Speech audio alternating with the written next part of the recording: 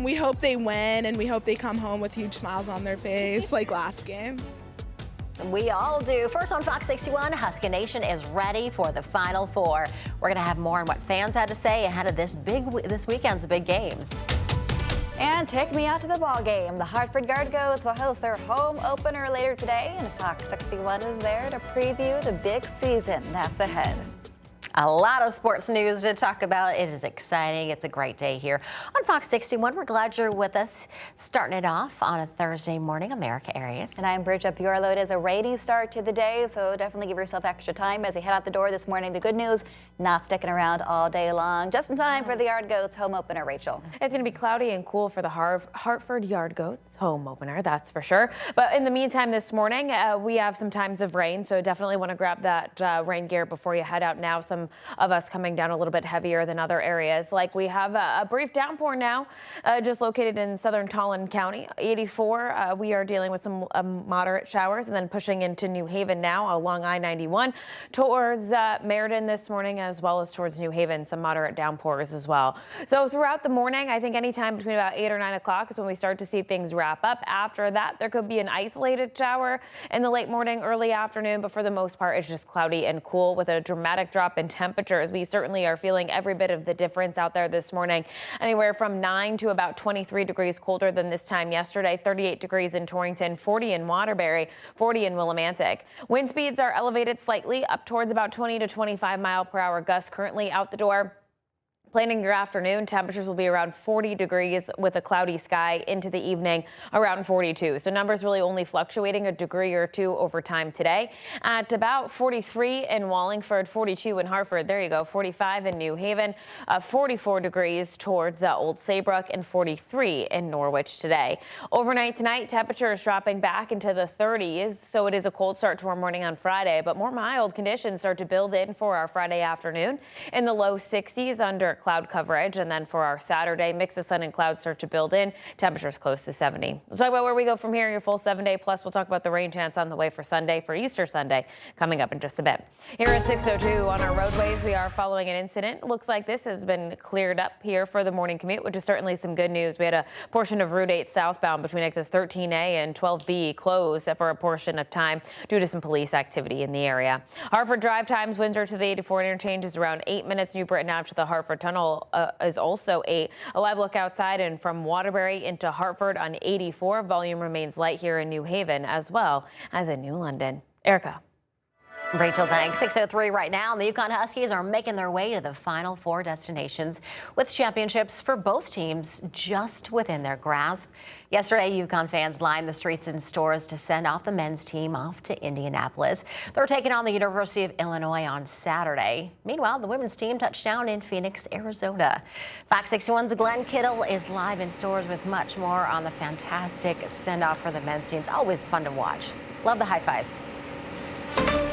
Good morning, Erica. Yeah, it was a great send-off yesterday for the UConn men's team. They had everybody out. They had fans lining not only the streets, but nearby buildings just to get a glimpse of the team or a last-second chance to say bye to them before they head off to Indianapolis. They're starting to get used to this. This is the third time in the past 4 years the men's team has made it to the Final Four. Meanwhile, on the women's side of things, they're pretty used to making it to the Final Four. This is the 25th Final Four appearance for Geno Smith and the UConn Huskies women's team under his tutelage. Now let's go into the men's kind of send-off of things. Look at the fans yesterday gathering around Gamble Pavilion, trying to get that last-second goodbye to the team that's going on to face Illinois in Indianapolis. Now, both Dan Hurley and the rest of the Huskies men's team acknowledged the morale boost of Braylon Mullins' game winner over Duke that got them to this point so far, but now it's back to business. A talented and efficient Illinois offense hopes to extinguish UConn's run. The Huskies have only lost once in the NCAA tournament since 2023,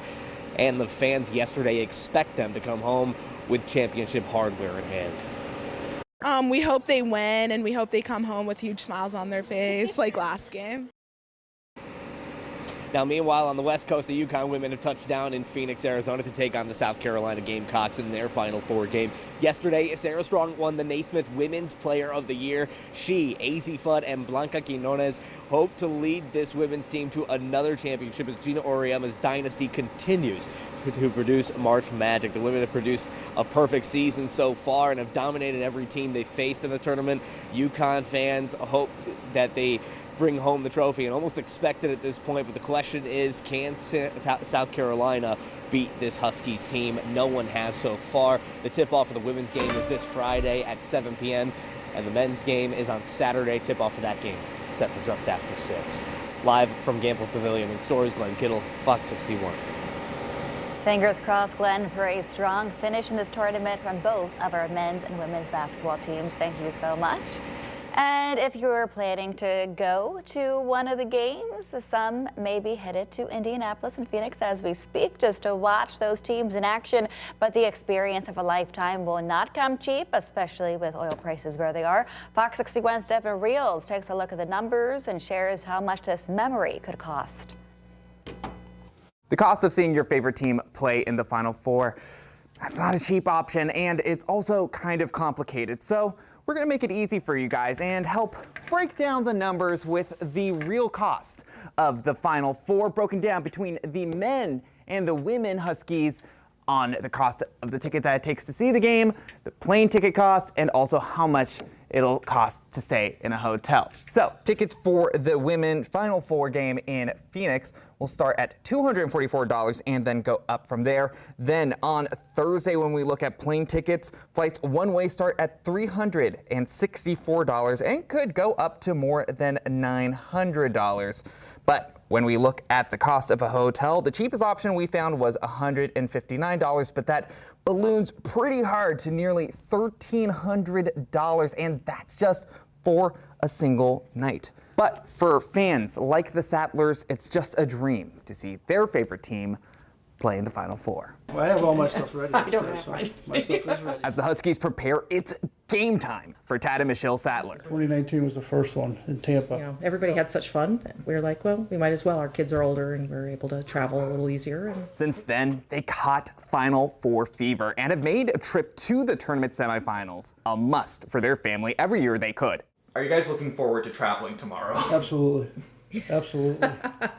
It's an adventure. It's a little mini vacation. And last year was just phenomenal being there in person and watching them. All the expenses to see the Huskies in person can add up. The Sattlers decided to forego the hotel and get one of those short-term rental homes. And the perk of that is being able to split it with the 4 others they're traveling with, which makes that price tag much more manageable. But for the Sattlers, they say it's impossible to put a price on a memory, especially when it's with the ones you love.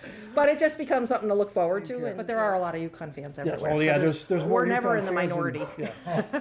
Now, if you're not like the Sattlers and you're going to see the UConn Huskies men play in Indianapolis, we got a different breakdown for you. Tickets for the men Huskies, those will start at $500 and go up from there.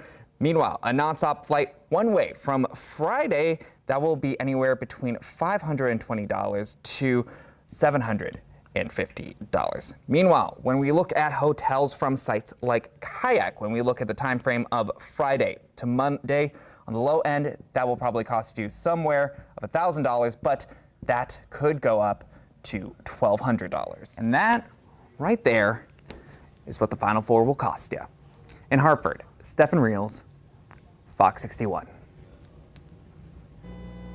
Stefan, thanks. Good luck to all those trying to get out there. It is going to cost you a little bit more than you probably expected. Now, while Gamble Pavilion is closed for renovations, UConn says it has alternative plans for the Final Four watch parties.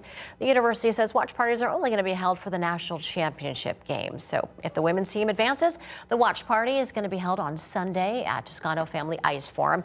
And if the men make it to the final, Monday's watch party is going to be at Maroney Stadium at the RZA Performance Center. We talked to one student who says she is pumped for the games, but not excited about the change. So yeah, I am disappointed that the Final Four is not going to be at Gamble this year, unfortunately. But so it's definitely going to be different. I'm a little upset about that. Tickets are free for students, but capacity, of course, will be limited. Now, don't forget to watch Connecticut Game Week at a special time this Friday. It's going to be at 5 p.m. We're taking you to Phoenix and Indy as both the men's and the women's teams look to earn their spot in the NCAA championships. You can tune in right here on Fox 61 or always on Fox 61 Plus. 6:10 is your time, and police in Avon have arrested a daycare worker. It comes amid an investigation into alleged inappropriate contact with a child. Officers say they responded to the Bright Path Early Learning Center on Simsbury Road after a concern was reported by a staff member on Tuesday. Police say the man arrested is 29-year-old John Carlos Barrios Sotero of Avon. He is charged with the risk of injury to a minor and fourth-degree sexual assault. He is being held this morning on a $250,000 bond. Police say they are working with the daycare to notify families as this investigation continues. State police are investigating what they're calling a suspicious death. This happened in Burlington. Investigators say 25-year-old Janina Murphy was found dead late Sunday night right near Clare Hill Road. As of this morning, troopers have not released any more details about the case. 6:11 now. President Trump spoke to the nation last night in a primetime address about the administration's plan when it comes to the war in Iran. It was his first primetime speech since the conflict began. The president said the war was necessary because the Iranian regime cannot be trusted with nuclear weapons. It all positioned us to get rid of a cancer that has long simmered. It's known as the nuclear Iran. This short-term increase has been entirely the result of the Iranian regime launching deranged terror attacks against commercial oil tankers and neighboring countries. President Trump says the U.S. will be hitting Iran very hard in the next 2 or 3 weeks. He also said the gas prices should be falling back down again in time as well. Still ahead on Fox 61, more resources are ahead for the Hartford Public Library, what it means for the future of the space. Plus, millions of dollars of furniture on the line. Later this hour, you're going to hear from one customer who hopes to turn their dream into a reality. Stay with us, much more ahead. And rain, go away. It's opening day here at Duncan Park. Everything you need to know if you're heading down to the Yard Goats season debut.